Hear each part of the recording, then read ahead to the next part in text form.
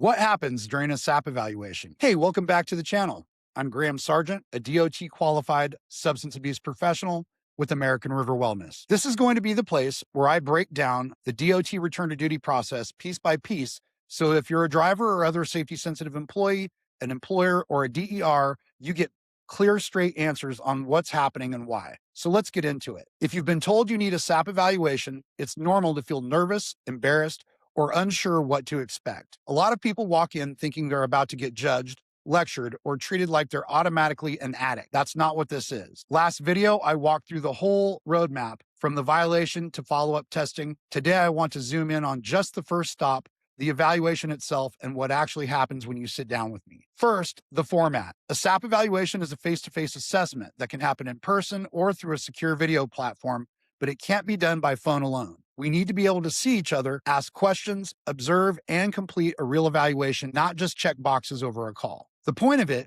is to understand what happened, what your substance use history actually looks like, and what level of education, counseling, or treatment fits before you can move forward in the return to duty process. This is not a quick checklist. Like I mentioned last video, this is a whole person assessment. I'm not just looking at the violation by itself. I'm trying to understand how the different parts of your life connect to it or don't. So I'll ask about your work history, your family and social support, your medical history, your mental health history, your legal history, and any prior treatment or education. I'll also ask about your actual pattern of use, when it started, how often it happens, how much, whether it's caused problems before, and whether you've tried to cut back or stop. I will also use evidence-based screening tools.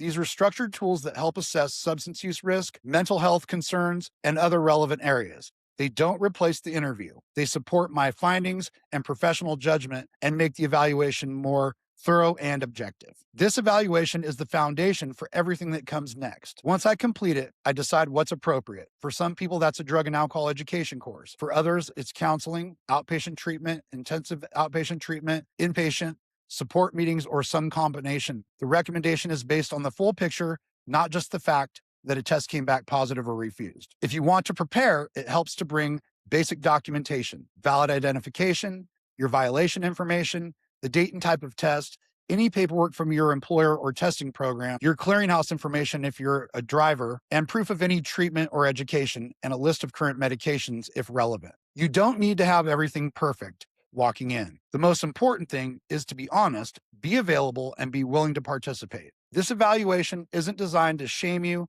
It's designed to assess the situation, protect public safety, and figure out the right steps before you're back in safety-sensitive work. So if you're getting ready for one of these, expect a direct, professional conversation. Expect questions about your substance use and your life. Expect me to look at the whole person, not just one test result, and know that this first evaluation is one of the most important parts of the entire return to duty process because it determines everything that happens next. If this helped you understand the process a little better, hit that like and subscribe button. I've got a lot more of these coming, breaking down every piece of the DOT return to duty process. See you in the next one.